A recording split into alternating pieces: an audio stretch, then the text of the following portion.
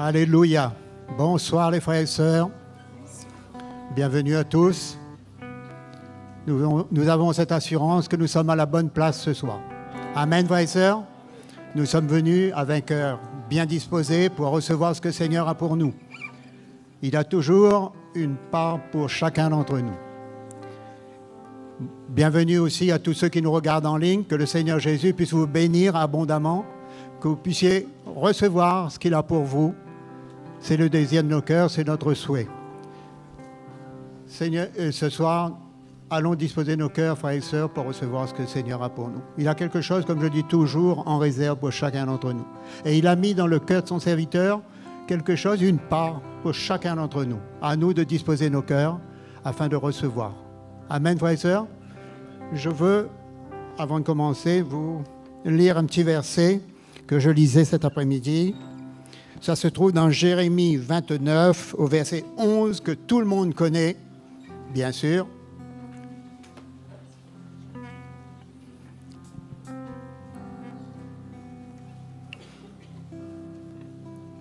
Car je connais les projets que j'ai formés sur vous, dit l'Éternel.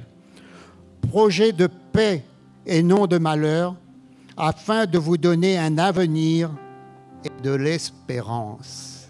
C'est pas beau, ça, frères et sœurs? Amen. Le Seigneur a de grandes choses pour chacun d'entre nous. Il a prévu de grandes choses. Il a des projets pour chacun d'entre nous. Et pour que ces projets se réalisent, nous devons mettre de côté nos propres projets. Si nos projets échouent, ceux du Seigneur vont se réaliser pour nos vies. Amen, mes frères et sœurs. N'est-ce pas merveilleux? Le Dieu Tout-Puissant que nous servons, il a un regard sur nous, un regard compatissant, un regard d'amour, et il nous veut que du bien. Que du bien. Et il le dit là. Il a pour nous des projets de paix et non de malheur. N'est-ce pas merveilleux, frères et sœurs? Allons nous lever, allons le prier, allons le louer, allons l'adorer et allons nous attendre à lui. Alléluia. Seigneur, nous te bénissons ce soir, nous t'adorons, nous élevons ton nom. Tu es un Dieu merveilleux. Tu es le Seigneur des Seigneurs et tu prends soin de nous. Nous sommes des fils et des filles dans ta maison et nous pouvons compter sur le Père que tu es pour nous. Seigneur, ce soir, nous voulons faire monter vers toi notre louange, notre adoration et nous voulons nous attendre à toi. Parce que Seigneur, nous savons que lorsque nous nous réunissons, Seigneur, tu as quelque chose pour chacun d'entre nous. Et nous ne voulons pas rater ce que tu as pour nous. Nous voulons ouvrir nos cœurs, disposer nos cœurs pour recevoir ce que tu as pour nous. Seigneur, reçois toute la louange et toute la gloire qui te reviennent. Merci Père, merci Jésus notre Sauveur. Frères et sœurs, allons louer, allons bénir le Seigneur. Amen. Alléluia. Venons avec reconnaissance, chantons l'hymne louange. Réjouissons-nous dans sa présence, chantons grand et puissant est son nom. Louons avec nos instruments, louons avec nos voix. Louons-le sur la terre et dans les cieux, élevant son nom de tout notre cœur. Le Seigneur est bon. Le Seigneur est bon. Le Seigneur est bon. Le Seigneur est bon. Et sa miséricorde durera toujours. Le Seigneur est bon. Le Seigneur est bon. Le Seigneur est bon, et sa miséricorde durera toujours. Le Seigneur est bon, et sa miséricorde durera toujours. Venons avec reconnaissance ce soir. Venons avec reconnaissance, chantons-lui nos louanges. Réjouissons-nous dans sa présence, chantons grand et puissant est son nom. Louons avec nos instruments, louons avec nos voix. Louons-le sur la son nom de tout notre cœur. Le Seigneur est bon. Le Seigneur est bon. Le Seigneur est bon. Le Seigneur est bon. Le Seigneur est bon. Et sa miséricorde durera toujours. Le Seigneur est bon. Le Seigneur est bon. Le Seigneur est bon. Et sa miséricorde durera toujours. Le Seigneur est bon. Et sa miséricorde durera toujours. Jésus le Fils est exalté. Jésus le Fils est exalté. Il est le Créateur. Venons et inclinons nos cœurs. Nous levons nos mains et levons nos voix. Le Seigneur est bon. Le Seigneur est bon. Le Seigneur est bon. Et sa miséricorde durera toujours. Le Seigneur est bon. Le Seigneur est bon. Le Seigneur est bon. Et sa miséricorde durera toujours. Le Seigneur est bon. Et sa miséricorde. Le Seigneur est bon, chantons-le encore ce soir. Le Seigneur est bon. Le Seigneur est bon. Le Seigneur est bon. Et sa miséricorde durera toujours. Le Seigneur est bon. Le Seigneur est bon. Le Seigneur est bon. Et sa miséricorde durera toujours. Le Seigneur est bon. Et sa miséricorde durera toujours. Le Seigneur est bon. Et sa miséricorde durera toujours. Alléluia. Jésus, nous t'acclamons ce soir, Seigneur notre Dieu. Alléluia. As-tu eu cette nouvelle Que le Sauveur est venu, il a donné sa vie, il est vivant dans nos cœurs. As-tu eu cette nouvelle que nous sommes vraiment liés par le Fils de Dieu, son amour pour nous, nous avons la vie éternelle. Alléluia, Christ est vivant. Alléluia, il est assis sur le trône. Alléluia, il reviendra très bientôt.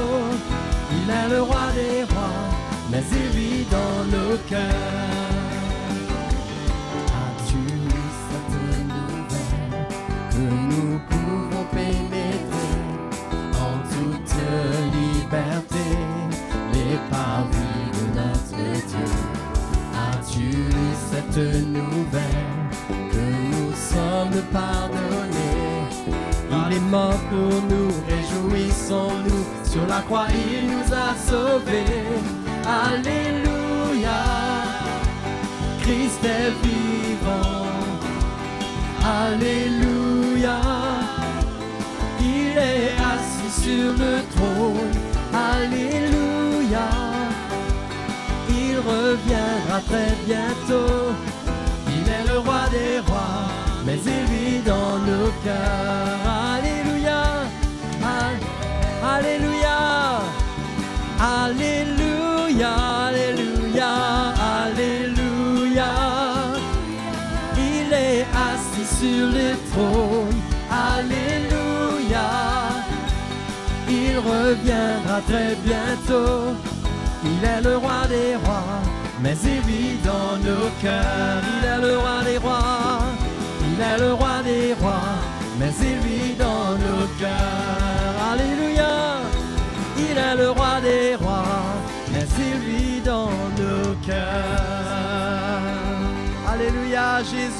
es notre roi. Tu es notre roi, Seigneur Jésus. Et tu es exalté, Seigneur. Nous t'exaltons ce soir, notre Dieu. Alléluia. À toi la gloire, Seigneur. Il est exalté, le roi est exalté très haut.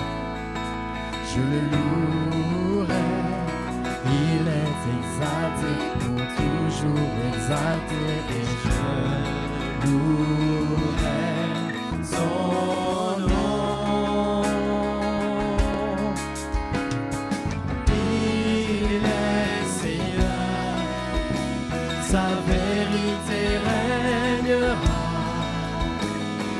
Tout l'univers en son nom se réjouira. Il est exalté, le roi est exalté très haut.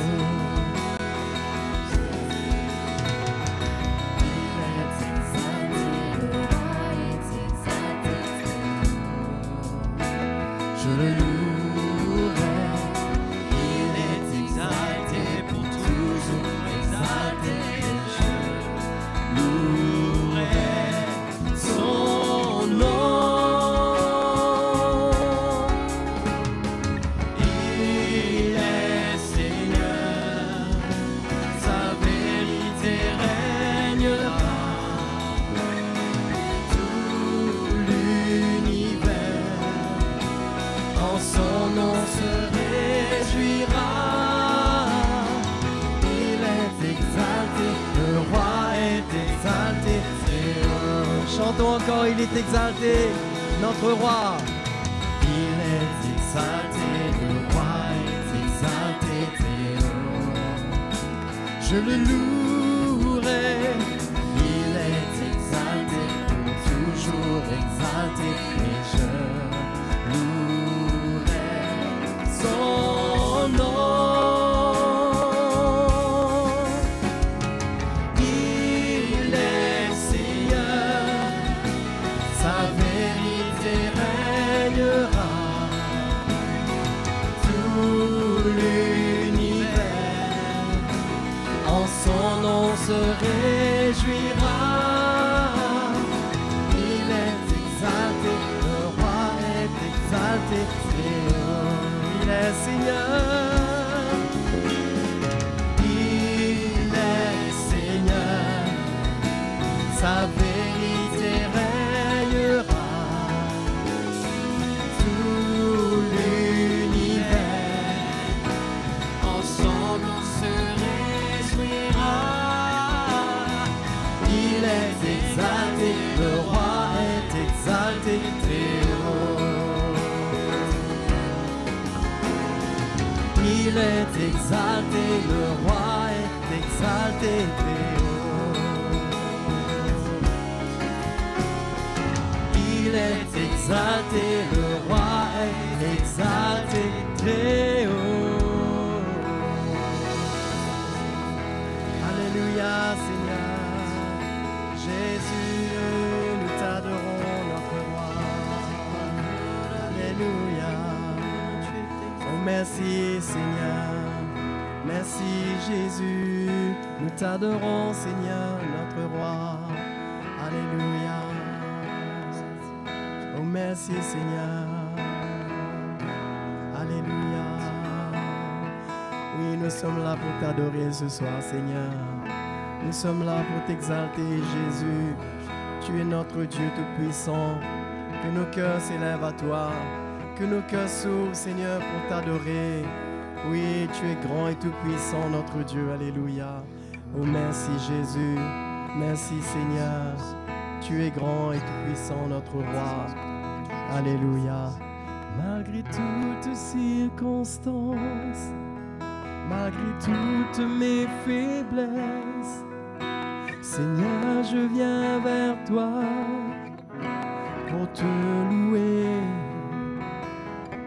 Les épreuves de la vie que tu as mis sur mes pas, elles me conduisent vers toi pour te chercher Me voici, Seigneur.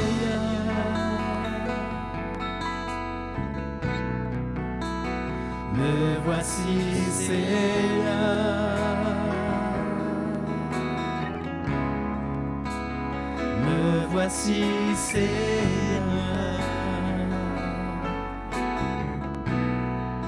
Je veux faire ta volonté.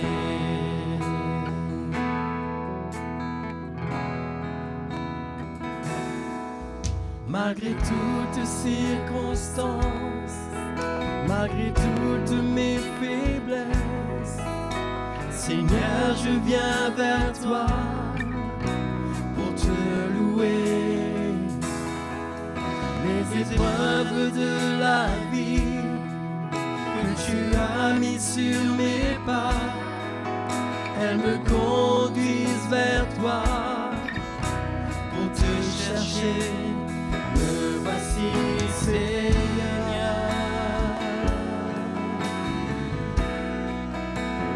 Me voici, Seigneur. Me voici, Seigneur.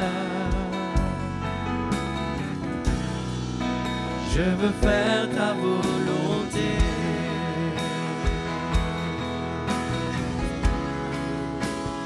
Me voici, Seigneur. Alléluia. Oh, me voici, Seigneur. Jésus, me voici, Seigneur. Je veux faire ta volonté. Me voici, Seigneur. Me voici, Seigneur. Me voici, Jésus. Me voici, Seigneur. Oui, mon Dieu tout-puissant. Me voici, Seigneur. Mon roi, je veux faire ta volonté. Alléluia. Oh Seigneur Jésus, nous t'adorons, nous t'élevons, Seigneur, notre roi. Oui, nous sommes là pour t'élever, pour incliner nos cœurs devant ta volonté. Oh Jésus, nous t'adorons, Seigneur, nous t'exaltons, Jésus. Alléluia, notre roi, au Seigneur Jésus.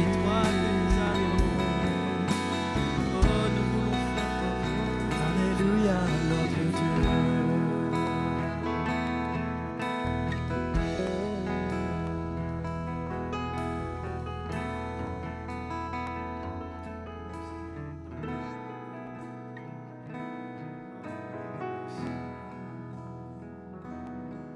Merci pour la liberté qui nous a été accordée de nous approcher de toi, de venir dans ta présence, et que c'est une réalité pour nous que nous vivons.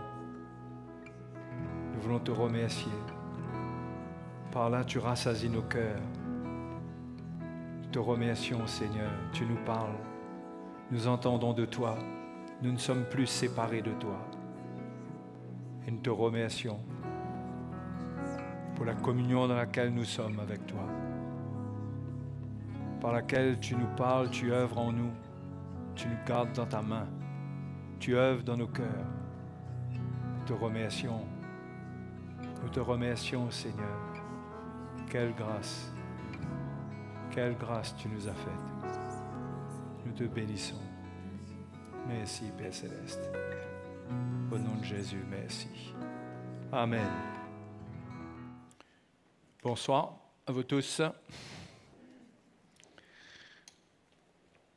Ce soir, j'aimerais vous encourager Je ne sais pas s'il y a quelqu'un qui nous visite ici pour la première fois ce soir. Vous êtes bienvenus. Hein?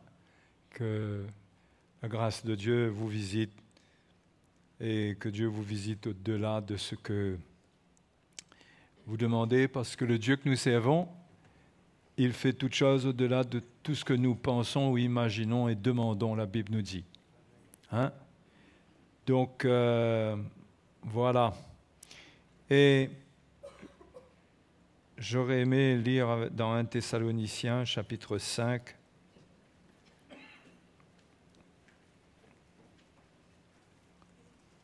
« 1 Thessaloniciens, chapitre 5, épître dans laquelle Paul met l'accent sur ce qui va se passer à la fin des temps et surtout sur l'état dans lequel nous devons être trouvés pour attendre le Seigneur. Et ce sont des temps dans lesquels nous ne réalisons pas, mais le diable est à l'œuvre. Hein? Il met en place tous ses pions. Il a toutes sortes de plans pour nous arrêter. Et comment Paul veut nous avertir?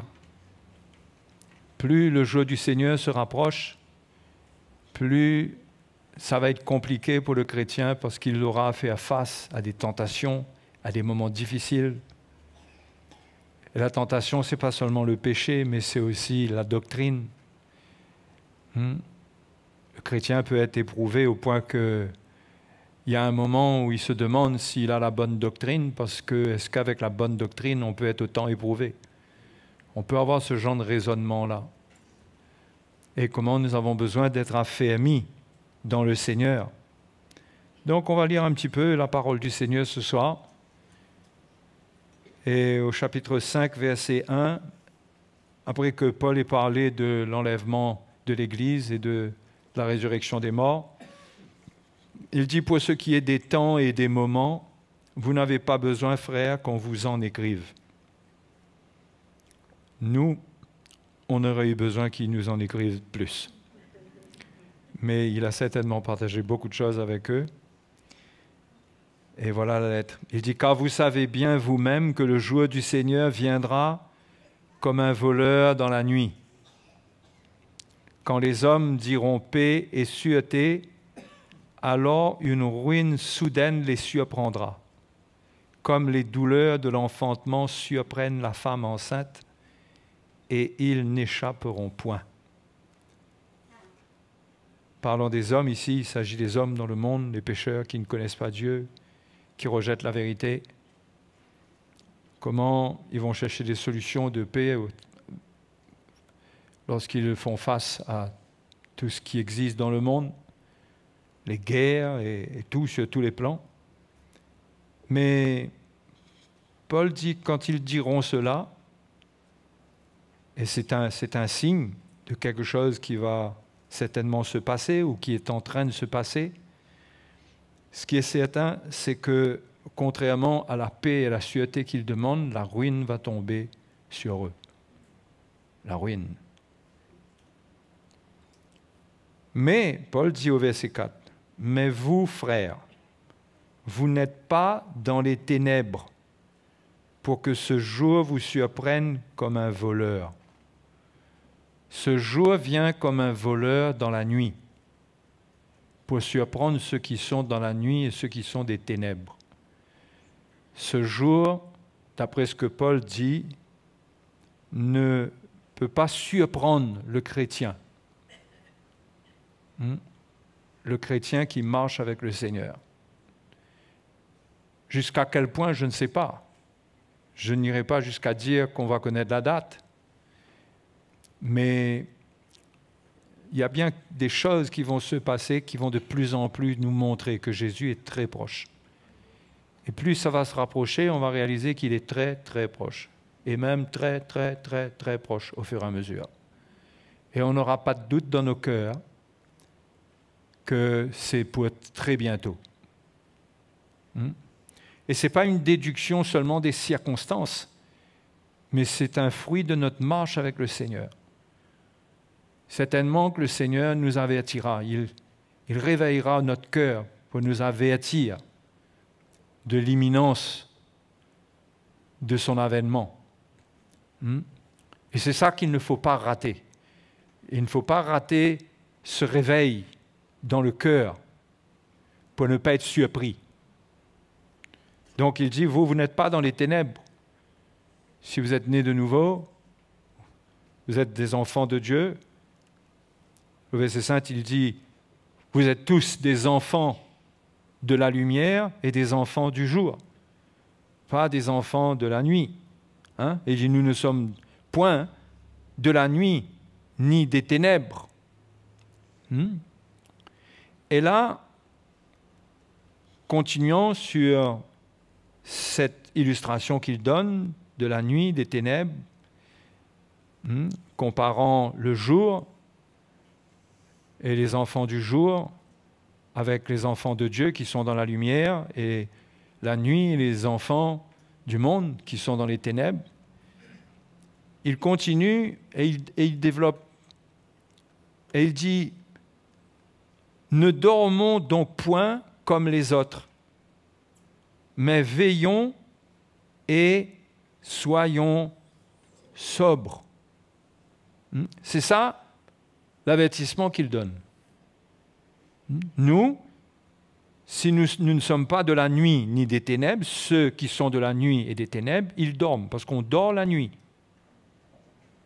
Le verset 7 le dit ensuite, « Car ceux qui dorment, dorment la nuit. » Mais si on n'est pas de la nuit, on ne dort pas. Je ne parle pas de vos 8 heures de sommeil, là.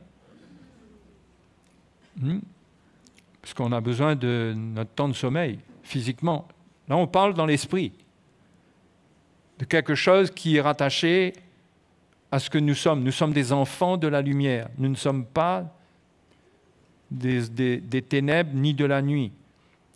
Donc, si nous ne sommes pas de la nuit, nous n'avons pas besoin et nous ne devrions pas dormir. Spirituellement.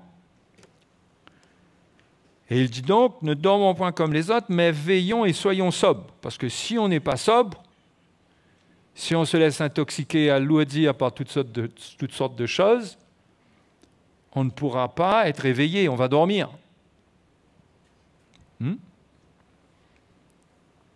Donc le verset 8, il dit, au verset 7, il dit, « Car ceux qui dorment, dorment la nuit, et ceux qui s'enivrent, s'enivrent la nuit. » Mais nous qui sommes du jour, encore une fois, soyons sobres. Soyons sobres. Ayant revêtu la cuirasse de la foi et de l'amour, et ayant pour casque l'espérance du salut. Car Dieu ne nous a pas destinés à la colère, mais à la possession du salut par notre Seigneur Jésus-Christ, qui est mort pour nous, afin que soit que nous veillons, soit que nous dormions, nous vivions ensemble avec lui. Alors, ça paraît un peu contradictoire ce que Paul est en train de dire, si on ne comprend pas, si on ne sait pas mettre les points sur les i et les choses à leur place. Parce qu'il encourage à veiller, à ne pas dormir, mais il dit que Jésus est mort pour nous, afin que soit qu'on veille, soit qu'on dorme, on va vivre ensemble avec lui. D'un côté, il encourage à ne pas dormir, à veiller. De l'autre côté, il dit que ceux qui dorment, ils vont aller avec le Seigneur aussi. Donc, quelle est la nuance qu'il veut apporter? Qu'est-ce qu'il est en train de dire? Il dit une chose, à mon avis, peut-être indirectement, c'est que le chrétien qui ne veille pas, il se met en danger. Il se met en danger. Ça ne veut pas dire que s'il dort spirituellement dans le moment où le Seigneur vient, qu'il ne sera pas enlevé. Mais ce n'est pas une période pour dormir, parce que dormir ne nous met pas dans un état d'alerte, Dormir fait qu'on peut être surpris par le jour du Seigneur comme le passage d'un voleur dans la maison. OK? Donc, ce qui nous rassure, la bonne nouvelle, c'est que soit qu'on dort, soit qu'on veille, on sera avec le Seigneur. L'avertissement, c'est que si on dort, parce qu'il n'encourage pas à dormir, lui, on est d'accord. Même si au final, il dit soit que nous veillons, soit que nous dormions, nous vivions ensemble avec lui, il n'encourage pas à dormir. Verset 6, le verset 6 dit « Ne dormons donc point comme les autres, mais veillons et soyons sobres. » Il encourage malgré tout à ne pas dormir. Il ne dit pas « c'est pas grave, même si on dort, on ira avec le Seigneur. » Mais il encourage à ne pas dormir. Parce que le danger vient de là. Si on ne veille pas, on peut se retrouver à rater même l'avènement du Seigneur. Dans quel sens? Ce n'est pas le fait d'être super spirituel qui va faire qu'on va aller avec le Seigneur, mais le fait d'être éveillé. Ça va nous permettre de discerner les pièges de l'ennemi. Ça va nous mettre dans un état, une condition spirituelle pour affronter les épreuves. Mais celui qui dort, il ne se prépare pas à des épreuves qui peuvent survenir, à des moments difficiles qui vont arriver.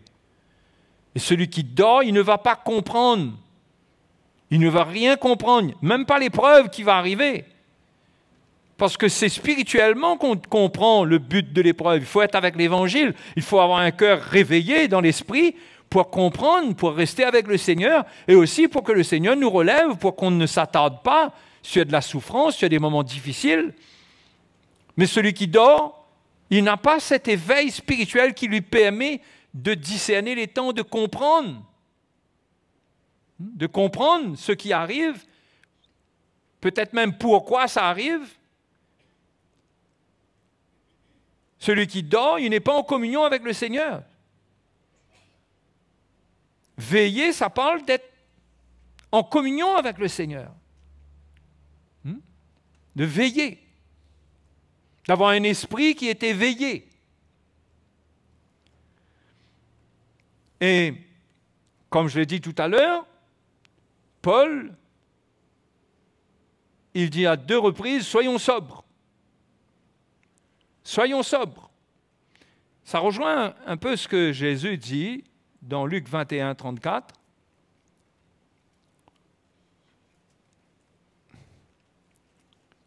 Où il dit, Luc 21, 34, « Prenez garde à vous-même,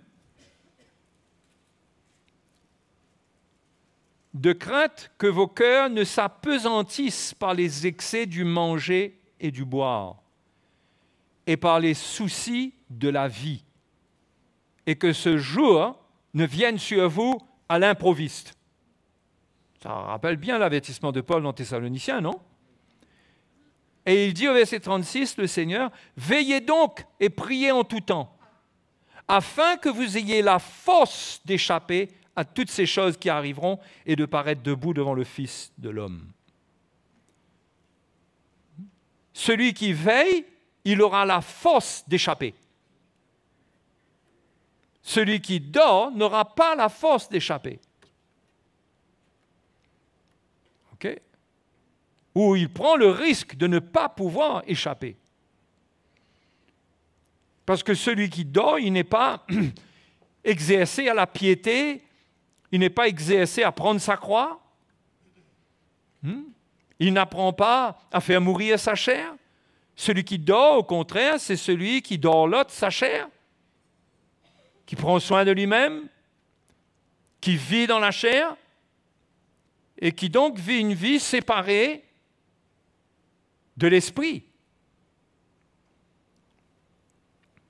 Donc là aussi, le Seigneur encourage à veiller à ce que nous ne soyons pas dans des excès du manger et du boire, et que nous fassions attention que le poids des soucis de la vie ne pèse sur nous au point que cela nous amène à dormir.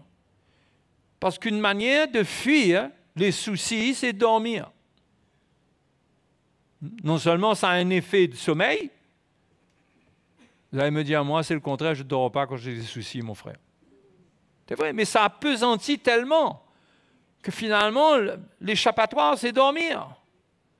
On n'affronte pas, on ne fait pas face.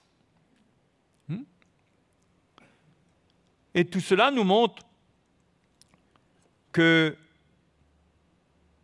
nous pouvons à nouveau être vaincus par la chair, que notre chair peut nous mettre dans une... Au fait, notre chair ne nous mettra jamais dans une disposition spirituelle. La chair, elle est inimitié contre Dieu, elle est contre l'esprit. Et la chair aime les excès et cherche les excès. Et plus on donne à la chair, plus elle veut, et sans réaliser, on peut arriver dans des excès.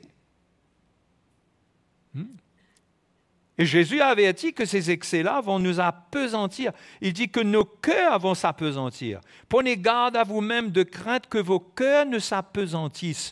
Ça, c'est un problème. Si notre cœur s'appesantit, si nous perdons la sensibilité spirituelle que nous devons avoir dans la communion avec le Seigneur, en entendant sa parole, celui qui dort, quand la parole est prêchée, il n'entend pas la parole de Dieu. Il entend une voix et des paroles.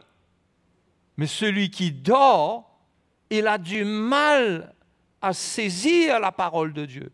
L'esprit appesanti parce qu'il est occupé par sa vie, par les choses de sa vie, ça fait qu'il n'y a pas un éveil pour capter la parole de Dieu qui est spirituelle, pour comprendre son contenu. Et ça, c'est important. Une des raisons pour lesquelles nous devons être éveillés, c'est afin de rester en communion avec l'Évangile, avec la parole de Dieu. Dans Matthieu chapitre 13,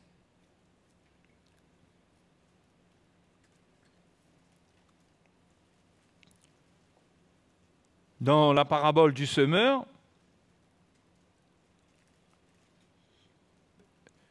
quand Jésus explique la parabole du semeur, il arrive à l'endroit où il parle de celui qui a reçu la semence parmi les épines. Et il dit, celui qui a reçu la semence parmi les épines, il explique la parabole. C'est celui qui entend la parole, mais en qui les soucis du siècle et la séduction des richesses étouffent cette parole et la rendent infructueuse. Je ne vous ai pas donné le verset?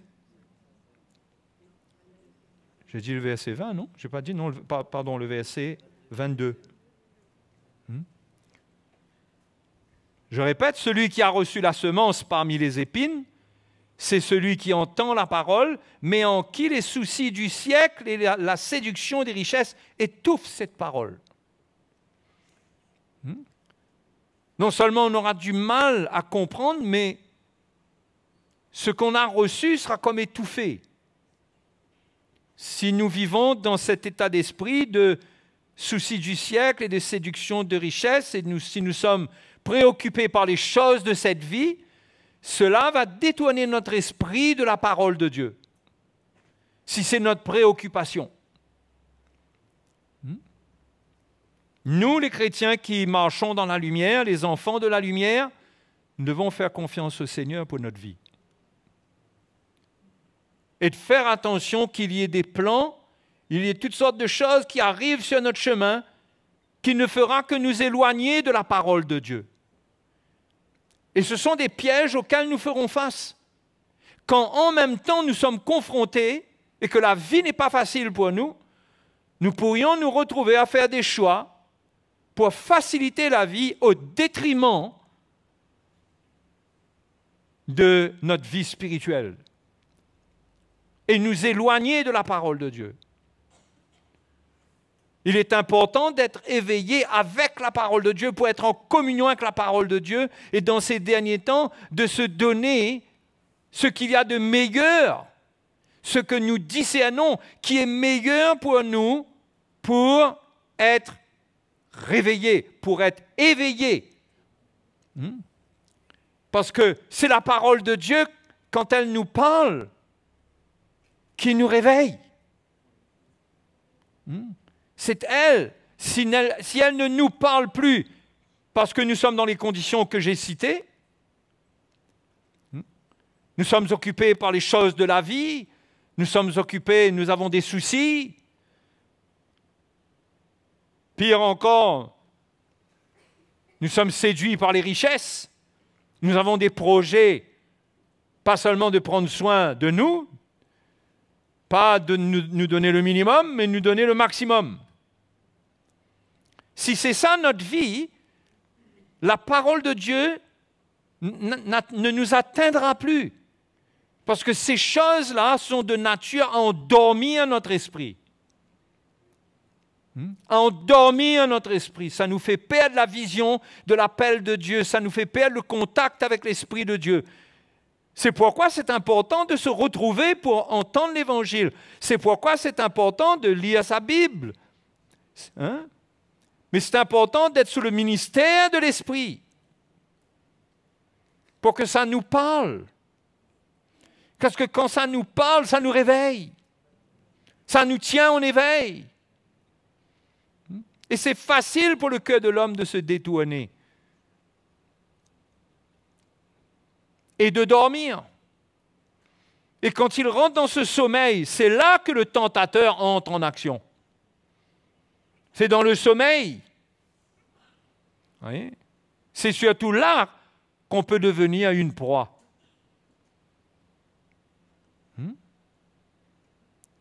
Et dans 1 Pierre chapitre 5, Pierre le dit, au verset 8, il le dit en commençant par les mêmes mots. 1 Pierre chapitre 5, verset 8.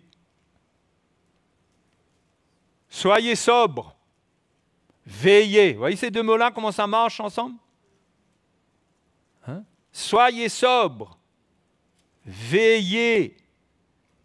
Votre adversaire, le diable, vous voyez qui vient tout de suite à côté là ? Pourquoi il faut être sobre et veiller ? Votre adversaire, le diable, rôde comme un lion rugissant, cherchant qui il dévorera. Qui il va vouloir dévorer ? Celui qui n'est pas sobre, qui ne veille pas, c'est-à-dire celui qui dort. Il va se faire dévorer. Mais si on veille, on pourra vivre ce que le verset 9 nous dit. Résistez-lui avec une foi ferme, sachant que les mêmes souffrances sont imposées à vos frères dans le monde. Celui qui est éveillé, il comprend la souffrance et il accepte la souffrance comme le plan de Dieu dans sa vie. Il ne se laisse pas décourager, mais celui qui dort, il ne comprend pas et il n'aura pas la force d'accepter, il n'aura pas la force d'échapper à ce qui va venir.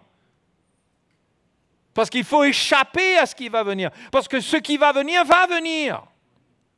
Non seulement ce que le Seigneur a dit concernant les événements de la fin des temps, mais concernant notre vie. Il y a des choses qui vont venir. Et il ne faut pas être trop complaisant avec notre chair.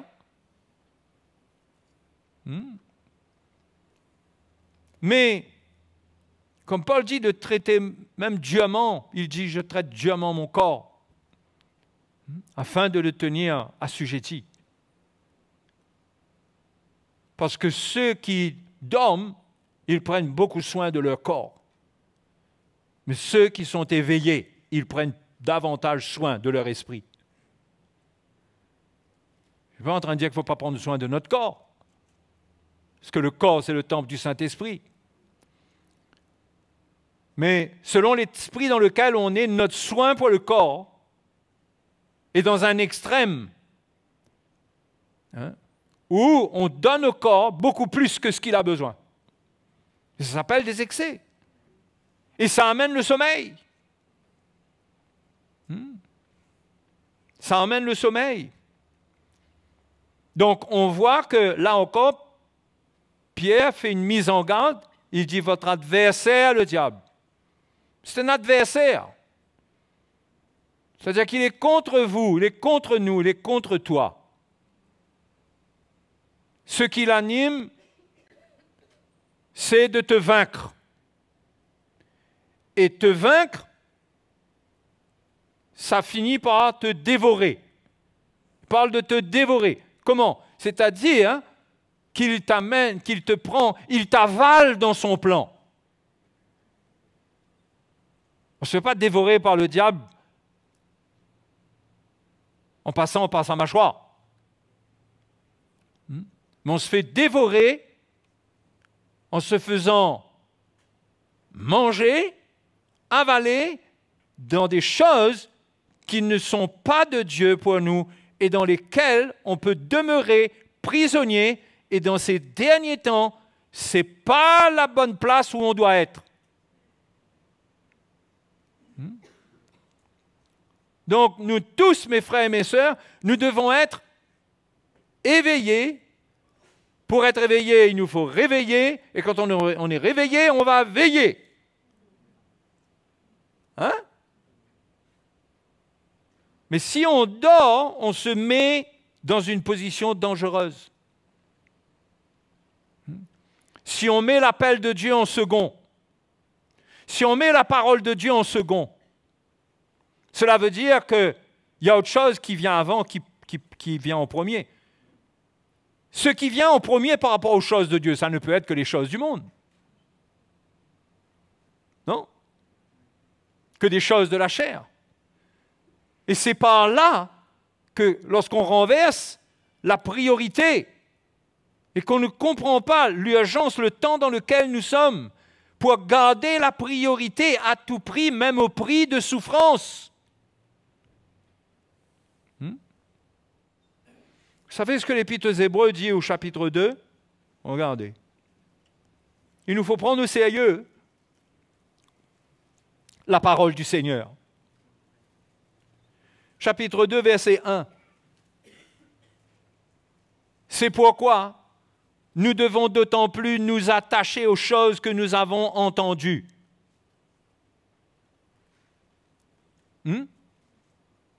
Ça, c'est le chrétien. Il s'attache aux choses qu'il a entendues, de peur que nous soyons emportés loin d'elles. Les choses que nous avons entendues par la parole de Dieu, si nous ne nous y attachons pas, nous risquons de nous éloigner d'elles. Et en nous éloignant d'elles, nous scellons notre sort.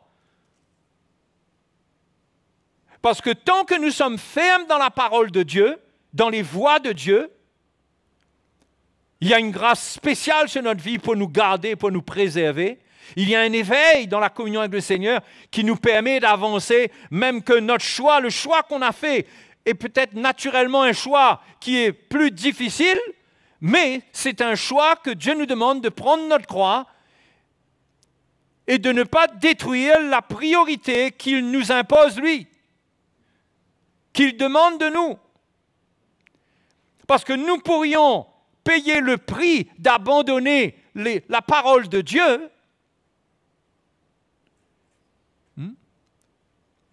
C'est un prix que nous pourrions payer cher par les conséquences qui peuvent y avoir dans notre vie. Cette même Épître aux Hébreux au chapitre 10 dit quoi?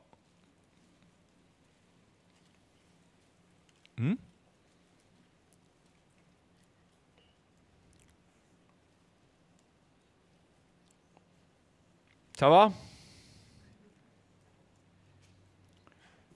Hébreux chapitre 10, verset 23. Retenons fermement la profession de notre espérance. C'est-à-dire que nous attendons le retour du Seigneur. Retenons cela fermement. Et vivons en conséquence. Car celui qui a fait la promesse est fidèle. Veillons les uns sur les autres pour nous exciter à l'amour et aux bonnes œuvres. N'abandonnons pas notre assemblée comme c'est la coutume de quelques-uns, mais exhortons-nous réciproquement, et cela d'autant plus que vous voyez s'approcher le jour. Ça parle de l'avènement du Seigneur, ça. Ce jour-là, c'est le jour de quoi? Il dit de retenir fermement la profession de notre espérance. C'est en rapport avec le jour du Seigneur qui vient. Ce jour va commencer par l'enlèvement de l'Église, et ce jour va continuer par le jugement de Dieu. Et ce jour-là, ceux qui seront prêts, ceux qui ne seront pas dans les ténèbres, ceux qui ne seront pas loin de Dieu, ils seront enlevés. Les autres passeront dans la grande tribulation. Donc j'espère que c'est clair pour vous, dans ce que je vous enseigne, qu'il n'y a pas de crainte à avoir quand nous marchons dans la lumière, quand notre cœur est pur, que nous ne vivons pas comme ceux qui sont de la nuit et comme ceux qui sont dans les ténèbres. Ça ne veut pas dire que nous sommes parfaits, non, mais ce n'est pas notre vie. Notre vie, ce n'est pas les ténèbres, ce n'est pas la nuit. Nous avons nos moments un peu difficiles, mais nous nous raccrochons toujours à la parole de Dieu pour qu'elle nous réveille, pour qu'elle nous éclaire. Notre cœur est pur. Si nous avons failli quelque part, le sang de Christ nous purifie de tout péché et nous sommes gardés dans la lumière. Nous sommes les enfants de la lumière. Mais nous devons garder cela en ne dormant pas. Parce que dormir, c'est faire confiance à notre chair. Parce que dormir, c'est se mettre dans un état charnel qui ne pourra pas faire face à ce qui va venir. Parce que ce côté dormir, quand ça vient, Paul a dit, soit qu'on dort, soit qu'on veille, on sera avec le Seigneur. Mais si on dort, en dormant, on est pris par les choses du monde et dans le péché et au travers du sommeil, nous allons dans la nuit. Et il ne faut pas croire que ça ne peut pas nous arriver de nous laisser séduire, de nous laisser entraîner. Ce qui nous protège, c'est ce que Jésus dit. C'est ce que sa parole déclare. C'est en obéissant à sa parole que nous serons préservés. Ce n'est pas en estimant que nous, c'est OK pour nous. Oui, gloire à Dieu. Aujourd'hui, nous sommes des enfants de Dieu. Nous marchons avec le Seigneur. Nous avons la vie éternelle. Mais au fur et à mesure, nous aurons des défis. Nous devons être prêts. Nous devons être éveillés. Nous devrons veiller pour ne pas laisser l'ennemi nous séduire.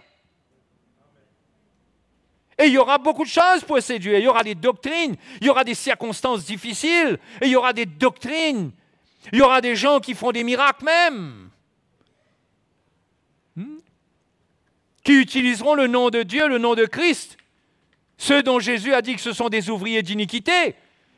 Mais si nous ne sommes pas éveillés avec l'Évangile pour discerner où est la vérité, eh bien nous pouvons nous faire attraper par ce côté surnaturel-là. Et nous pourrions en faire le choix parce que justement, nous-mêmes, nous souffrons. Mais notre souffrance, c'est l'épreuve de notre foi. Moi, je le crois. Dieu nous éprouve dans notre foi en permettant certaines souffrances. Et dans la souffrance, on ne bouge pas de là où on est. Notre foi est éprouvée. On prouve que notre foi est sincère. Que malgré la souffrance, nous sommes là. Nous ne sommes pas prêts d'aller chercher ailleurs dans un autre évangile.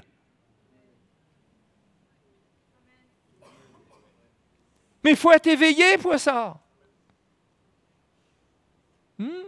Et on peut dormir et dormir et être là, juste être là physiquement et un peu distrait, un peu fatigué dans l'esprit. Les soucis de la vie qui sont là, même parfois on écoute l'évangile, on a les soucis qui sont là. La mauvaise journée qu'on a eue. Et on peut être dans cet état au lieu d'être éveillé. Et c'est vrai qu'il y a certaines souffrances dans la vie, il y a des épreuves, mais on peut aussi avoir un état de cœur où on cherche le Seigneur, où notre cœur reste proche, où l'Église, c'est notre grande famille. Hein? C'est là qu'on vient entendre la parole de Dieu. C'est là qu'on vient pour entendre du Seigneur ce qui frappe notre cœur.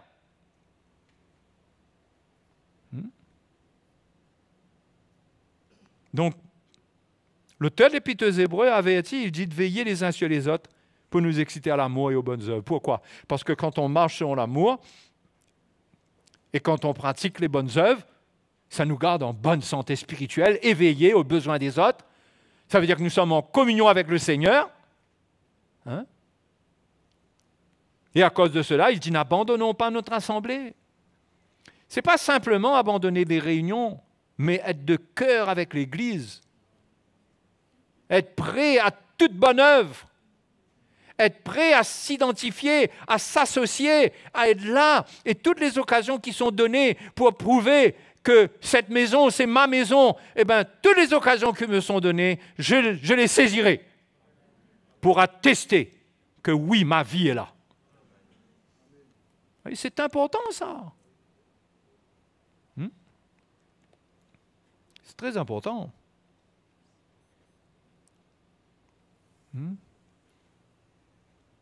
Et dans l'assemblée, nous allons entendre la parole de Dieu. Dieu va augmenter son autorité, son influence. Dieu œuvrera. Et ceux qui veulent marcher dans la lumière, ils comprendront, ils entendront. Et ceux qui ne sont pas décidés, ils seront de plus en plus fatigués avec la parole de Dieu.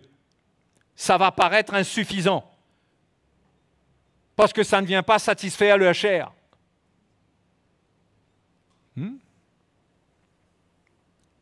Donc, il faut veiller. Se mettre dans un état où on veille. Et Jésus l'a dit dans Matthieu 26.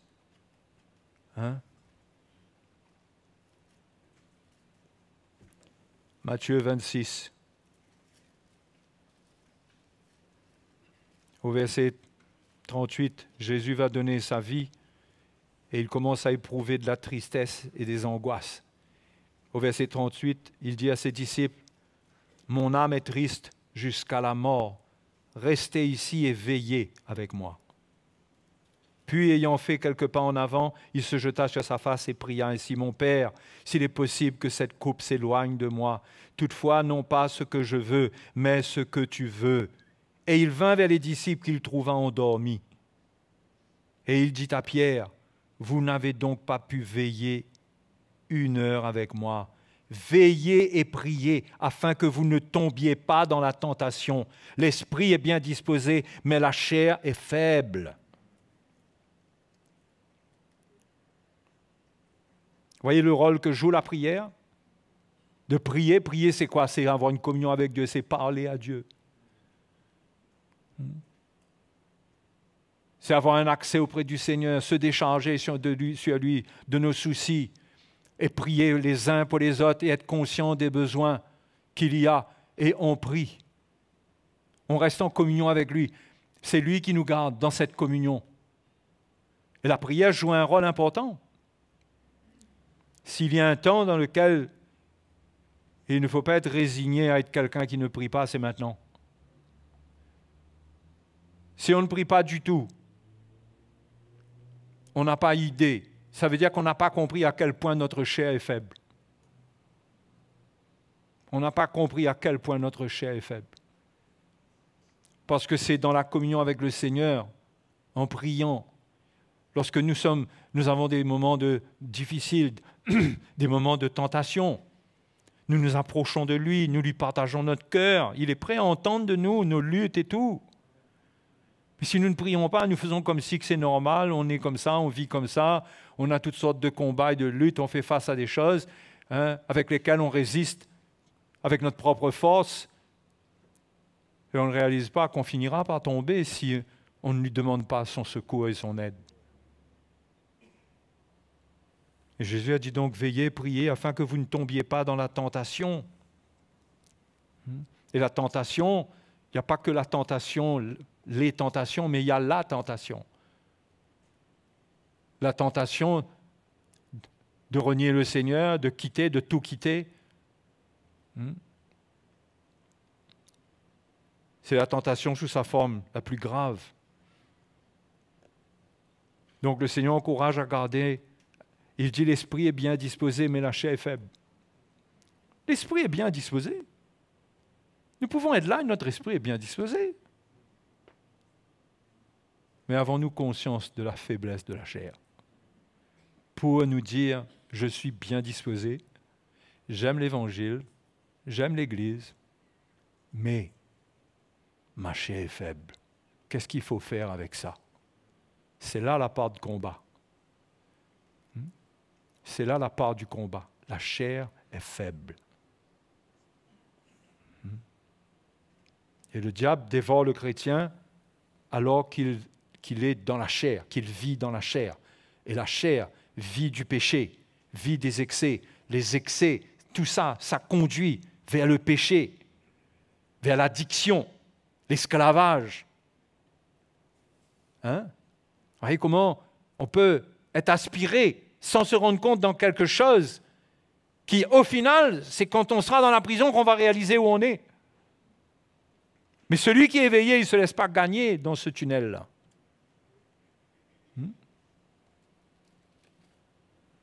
Moi, j'ai vraiment à cœur de vous dire que c'est le temps de veiller. Veiller et prier.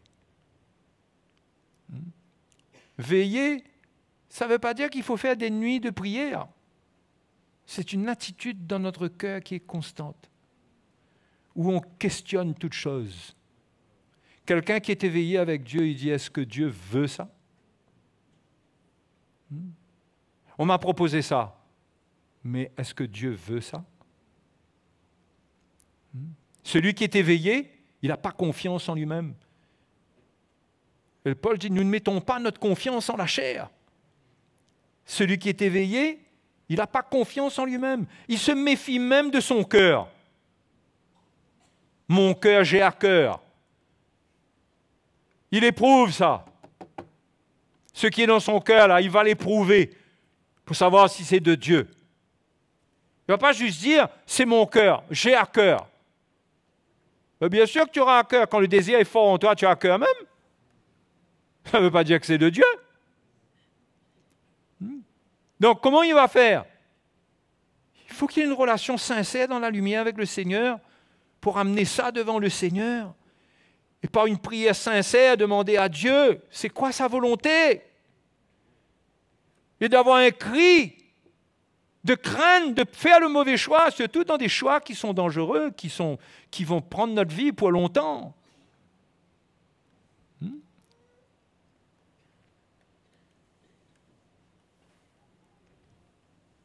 Celui qui est éveillé, il ne va pas faire confiance en son cœur qui décide. Mais s'il est éveillé, il est dans la communion avec le Seigneur. Il prie. Il est avec la parole de Dieu. Il est en communion avec l'Église. Il est en communion avec les serviteurs de Dieu. Il a une grande sécurité, celui-là. Il a une grande sécurité. Mais celui qui est livré à son cœur, il a l'Évangile et il a son cœur. Et il fait les choses selon son cœur. Il peut tomber dans bien des pièges. Des pièges de la chair.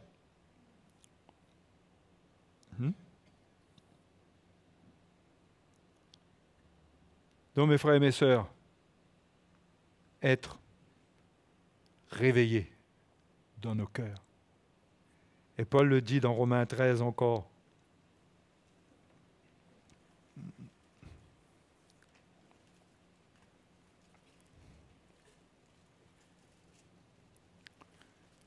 Verset 8, Romains 13, 8. Ça va? Hein? Il faut prier Dieu qu'il nous donne des paroles de vérité pour nous secouer, pour nous réveiller. Pas des messages qui nous rassurent que tout va bien. On a besoin de moments où on est encouragé. C'est des choses basiques. Mais il ne faut pas dormir. Le verset 8 dit, « Ne devez rien à personne, si ce n'est de vous aimer les uns les autres. je vous rassure tout de suite que ne devez rien à personne, n'a rien à voir avec l'argent ici.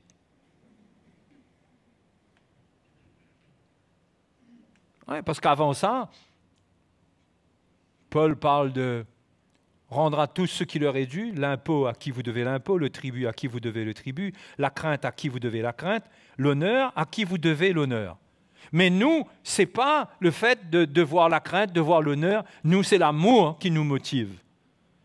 Nous, on ne doit rien à personne si ce n'est de nous aimer, parce que l'amour contient tout. L'amour contient le respect, l'amour contient rendre l'honneur, l'amour contient tout. Donc Paul dit, ne devez rien à personne si ce n'est de vous aimer les uns les autres. Car celui qui aime les autres a accompli la loi. Plus loin, le verset 11.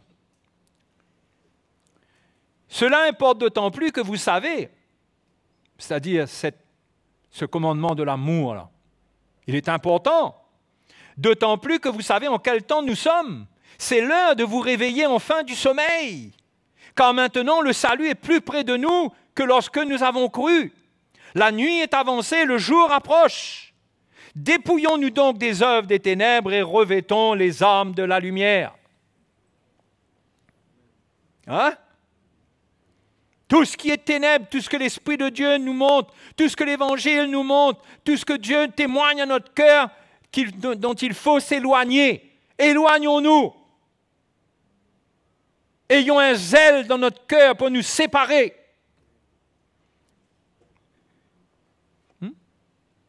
C'est l'Évangile qui va amener cela. Ce n'est pas la décision de l'homme. Ce n'est pas l'homme qui comprend et qui prend une décision. On a besoin de la parole de Dieu pour nous faire sortir de ce qu'il faut sortir. Mais si nous dormons, nous n'allons pas avoir cette parole comme secours. Cette parole va vouloir tout d'abord nous réveiller. Mais nous avons besoin d'être réveillés pour entendre la parole.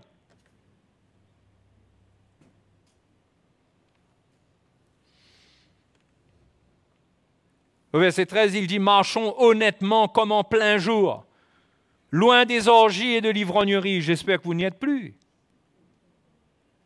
De la luxure et de la débauche. Toutes les impuretés d'origine sexuelle. Des querelles et des jalousies. Des querelles et des jalousies. Voilà des choses qui nous font marcher dans les ténèbres. Jean le dit, il dit si quelqu'un est son frère, il est encore dans les ténèbres. Il ne sait pas où il va. Les ténèbres ont aveuglé ses yeux. C'est pourquoi l'apôtre Paul dit, poursuivez le bien envers tous, et surtout envers les frères. Envers tous, poursuivez le bien. Autant que vous le pouvez, soyez en paix avec tous les hommes. N'en parlons pas entre nous, dans notre maison. Là, il donne 3 catégories, là. De choses qui font partie des ténèbres et dont il faut se dépouiller. Il faut se dépouiller des querelles, des commérages, des problèmes qu'on peut avoir avec les gens. Pourquoi on a des problèmes avec les gens? S'ils sont difficiles, il faut les supporter. S'il y a de l'injustice, il faut avaler. Mais on ne peut pas vivre une relation conflictuelle avec personne, encore moins dans notre maison. Encore moins dans notre maison, et non plus à notre travail, et pas du tout dans l'église. Loin des cœurs. Il dit loin. Il a mis le mot loin, non? Loin des orgies et de l'ivrognerie, loin de la luxure et de la débauche, loin des querelles et des jalousies.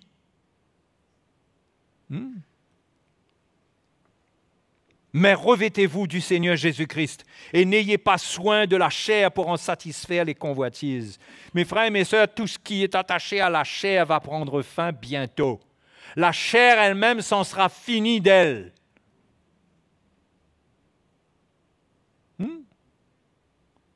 Fini. Tout ce qu'on investit pour notre chair, c'est de l'investissement qui ne mène nulle part. Qui mène nulle part.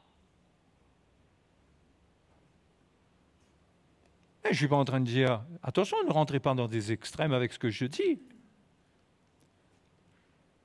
Mais n'oublions pas jamais ce mot, sobre. Soyons sobres. Ça veut dire ne vis pas une vie qui est au-delà de ta capacité. Vis une vie dans laquelle tu peux servir Dieu. Cherche-la. Prie Dieu. Si tu sens que tu es prisonnier, tu es esclave du monde. Tu ne fais jamais aucune bonne œuvre. Il faut s'humilier devant le Seigneur. Amen. Il faut s'humilier devant le Seigneur, sentir notre misère, c'est ce que Jacques dit. Sentez votre misère. Voyez comment vous êtes esclaves.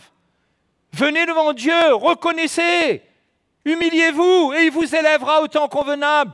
Ne faites pas comme si c'est normal qu'on vit une vie dans laquelle il n'y a pas de bonnes œuvres, il n'y a pas de marche selon l'amour.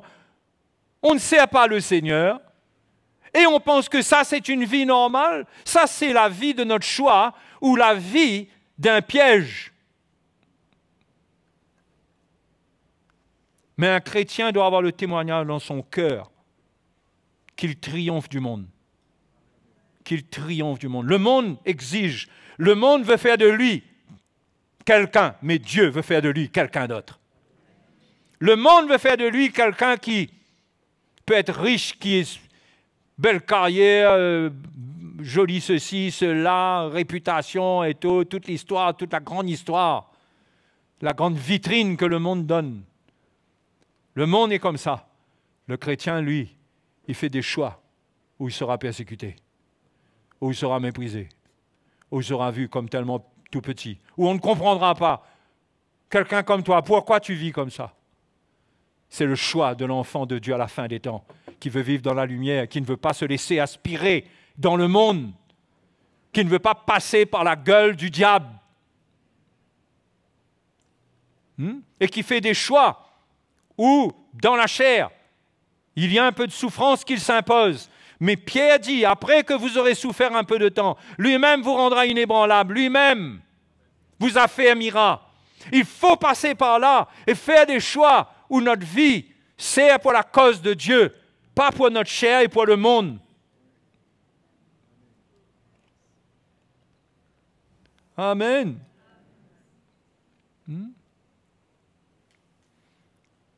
C'est pourquoi Jésus enseigne même concernant la nourriture, de ne pas être dans les excès. Même ce qu'on mange, quelque part, c'est comme s'il faut qu'on pèse ce qu'on mange, ce qu'on boit.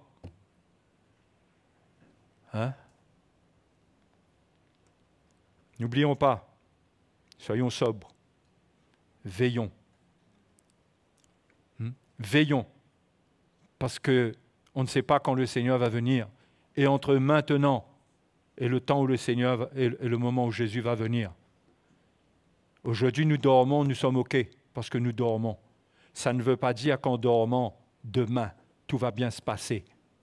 Il faut se réveiller, revêtir les armes de la lumière, le cœur du Seigneur, la vérité de l'Évangile. Alléluia.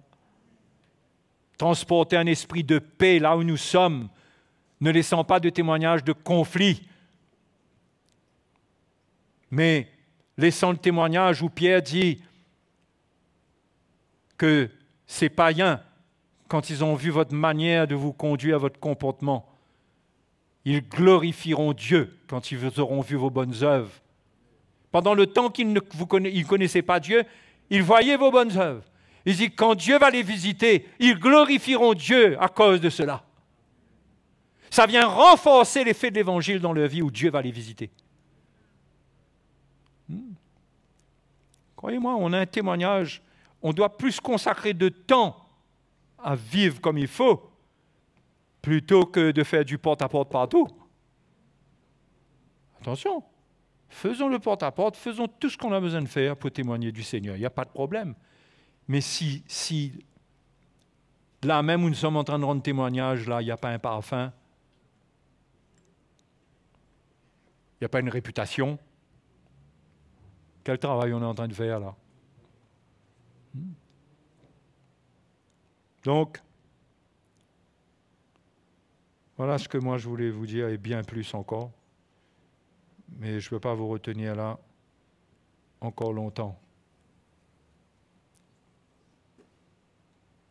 Soyez sobres, veillez, sortez de votre sommeil, sortez de cette vie où vous êtes là, vous n'êtes peut-être pas quelqu'un qui fait la guerre, rien, mais vous êtes là, vous êtes là. Passez à une autre étape. Offrez les membres de vos corps, de votre corps, parce que vous n'en avez qu'un seul. Servez le Seigneur. Cherchez le Seigneur pour servir le Seigneur. Alléluia. Haïssez cette vie de la chair qui est oisive, qui est passive. Et que quand on regarde bien après, au final, il y a des murmures dedans, il y a de l'insatisfaction dedans, après il y a de la jalousie dedans, ensuite il y a des querelles dedans, il y a toutes sortes de mauvaises choses qui viennent se greffer là-dessus. Il y a les commérages, facilement, on commente, on juge. Mais sortons de là. Veillons, prions, marchons avec le Seigneur, restons éveillés pour ne pas nous faire surprendre. Au final, par l'avènement du Seigneur, mais en premier, parce que le diable va mettre sur notre chemin. Hein? Alléluia.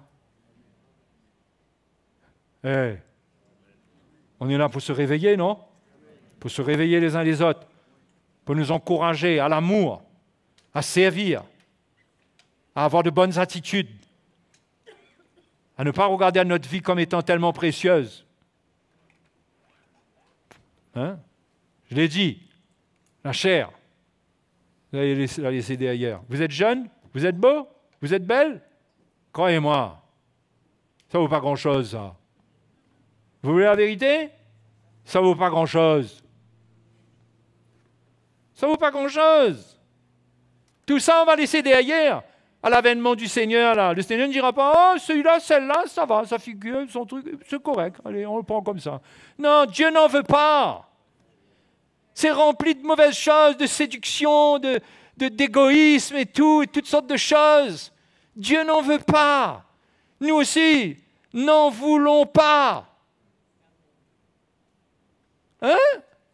Les jeunes, mettez votre santé, votre énergie à la disposition de ceux qui en ont besoin.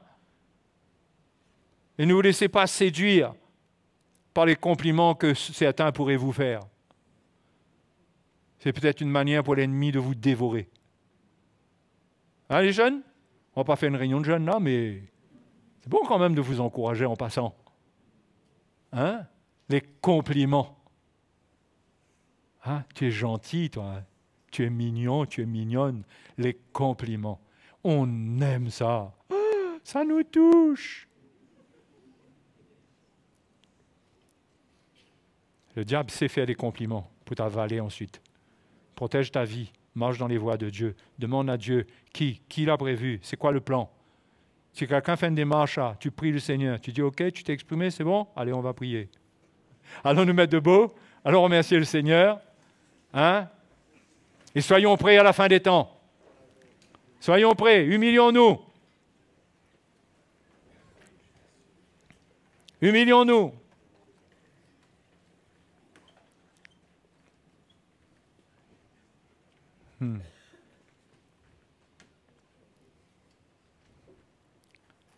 Alléluia. Croyez-moi, frères et sœurs, on ne va pas s'en sortir à notre manière. Jésus nous a donné exactement sa parole. Et il nous a dit comment faire, quoi faire. Si nous, on a notre plan, je peux vous dire, prions le Seigneur ce soir. Si votre cœur est loin de Dieu, vous êtes là, vous êtes bien Mais peut-être que vous dormez. Humiliez-vous devant le Seigneur, reconnaissez. Dites, Seigneur, ben, c'est vrai, j'ai besoin d'être réveillé, Seigneur. Alléluia. Merci, Seigneur. Seigneur, tu es bon. Ta parole est là pour nous éclairer. C'est ta parole qui juge les pensées, les sentiments de nos cœurs. C'est elle qui nous montre ce qui nous anime. C'est elle qui nous reprend.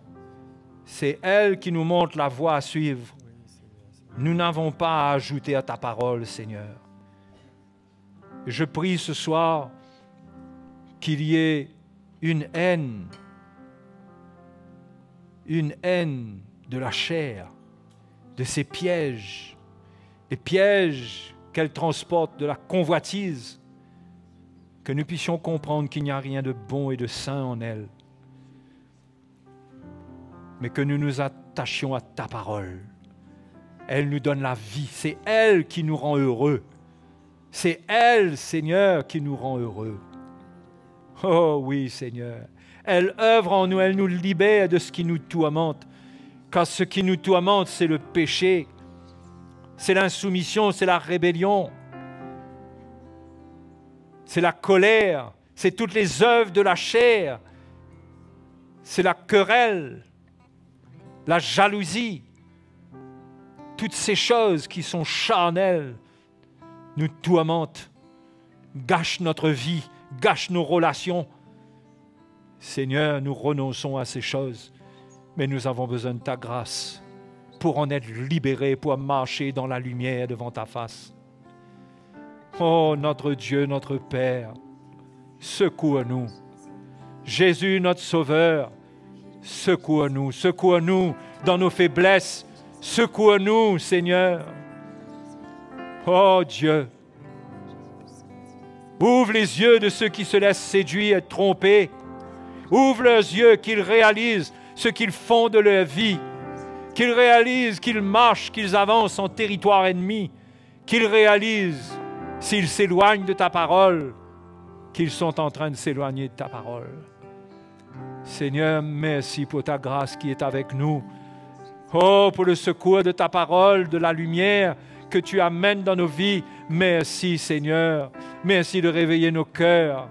Oh, Dieu, de nous animer d'un esprit de prière, de nous réveiller pour que nous puissions te chercher, que nous puissions marcher avec toi tous les jours. Chaque jour, prendre notre croix et être avec toi et te servir dans ce monde et te servir dans l'Église. Seigneur, merci de réveiller nos cœurs. Réveille les cœurs. Alléluia.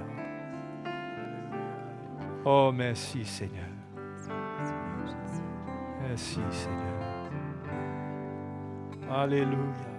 Dieu fidèle, tu ne changes pas.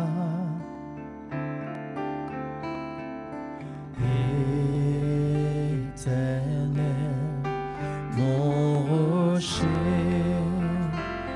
ma paix, Dieu puissant, je m'appuie sur toi.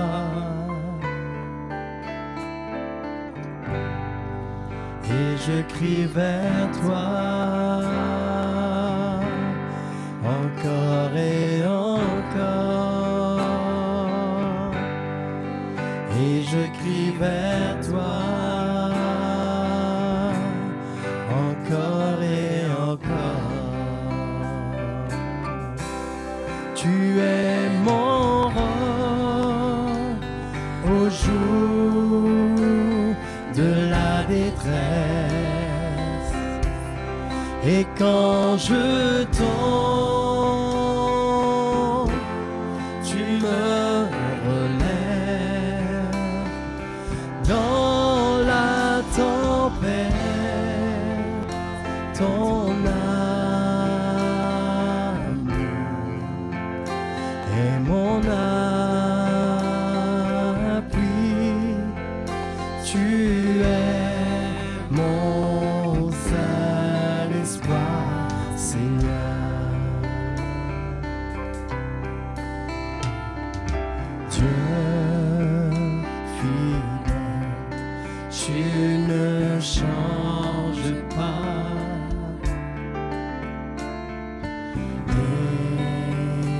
Éternel, mon rocher,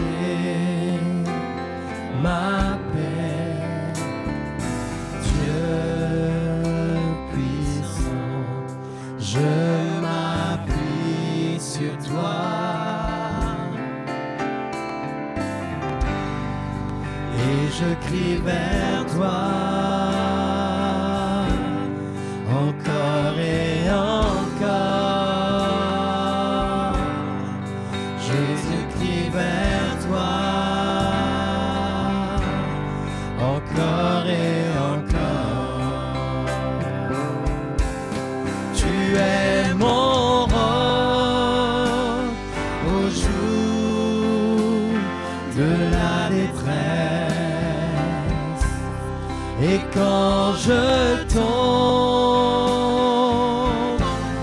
tu me relèves dans la tempête, ton âme est mon appui. Tu es mon seul espoir, Seigneur. Tu es mon roc, tu es mon roc au jour de la détresse. Et quand je tombe, tu me relèves dans la tempête, ton âme est mon appui. Tu es mon seul espoir, Seigneur. Alléluia. Merci Seigneur, tu es fidèle Seigneur. Tu es fidèle. N'avons-nous pas expérimenté la fidélité de Dieu ces derniers temps? Hein? N'avons-nous pas expérimenté sa fidélité? Donc le Seigneur est bon. Il nous a fait grâce. Il vous fera grâce encore. Mais ne dormez pas. Ne dormez pas. C'est pas bon. C'est malsain de dormir. C'est malsain de choisir un lit. Quand on sait que, dans l'esprit que je parle là, c'est malsain de choisir un lit quand on sait qu'on doit veiller. Donc ceux qui s'enivrent la nuit. Nous n'avons pas besoin d'alcool pour noyer nos chagrins. Nous avons le Seigneur qui est mort pour noyer nos chagrins. Nous le cherchons, il nous guérit. Parfois ça prend du temps, parfois ça vient vite. Et gloire à Dieu, il est fidèle. Alléluia. Donc formons cette église où l'amour règne, où la paix règne. Il n'y a pas de querelle, jalousie et toutes ces choses. Il y a une atmosphère saine dans laquelle Dieu règne. Et beaucoup de bonnes choses vont se passer. Amen. Donc voilà. Personne n'a rien à ajouter, les frères. Hein? C'est bon? OK? Dimanche, vous avez rendez-vous ici. C'est mieux ici dimanche qu'être à la plage à bronzer. C'est pas interdit, hein? C'est pas un péché d'aller à la plage. Hein? Fais attention comment on se bronze souvent. Mais c'est mieux d'être là, avec l'Église, attendre Jésus qui revient. Qui sait s'il ne reviendra pas avant ou dimanche? Tu sais, toi? C'est pas une prédiction, hein? Tu sais, toi? Allons nous attendre à lui. Disons, Seigneur, si tu reviens là, je vais être avec toi. Je t'aime. Tu es mon Dieu. Amen. Bien, eh bien, bonne soirée. Bonne nuit. Faites de beaux rêves. OK? Et on se revoit.